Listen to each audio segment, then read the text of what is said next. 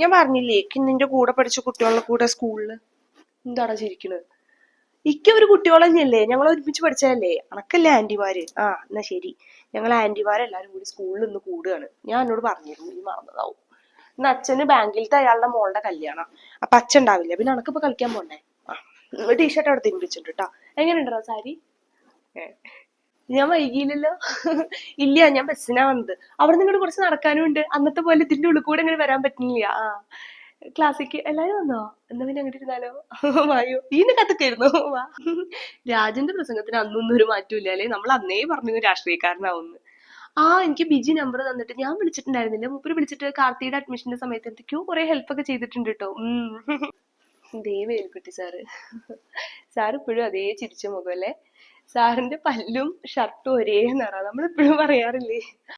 ഇത് സതീശൻ വരച്ചതാ. ഓന് മഞ്ഞ കളർ ഭയങ്കര ഇഷ്ടമായിരുന്നു. ഞാൻ എന്നും പറയും എനിക്ക് ഈ മഞ്ഞ കളർ മാത്രമേ ഉള്ളൂന്ന്. അപ്പൊ കണിക്കൊന്ന വരച്ചെന്നു. കണിക്കൊന്നയാകുമ്പോ വേറെ കളർ നമ്മൾ ചോദിക്കില്ലല്ലോ. എപ്പോഴേലും കാണുമ്പോ എന്താ ഒറ്റയ്ക്കായി എന്നൊക്കെ ചോദിക്കണമെന്നുണ്ടായിരുന്നു.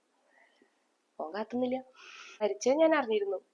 ഞായറാഴ്ച പേപ്പർ വായിക്കുക വൈകുന്നേരമാണല്ലോ. അപ്പൊ തിങ്കളാഴ്ച രാവിലെ കാർത്തി ബാംഗ്ലൂർ പോണ ദിവസമായിരുന്നു. എല്ലായ്പ്പോഴും പോണ പോലെ തന്നെ ഓൻ്റെ അടുത്ത് യാത്ര പറഞ്ഞപ്പോഴേക്കും ഞാൻ അങ്ങോട്ട് കരഞ്ഞു. പൊട്ടി പൊട്ടി പൊട്ടി കരഞ്ഞു. ഓനാകെ പേടിച്ചു കേട്ടോ. എല്ലാരും പേടിച്ചു.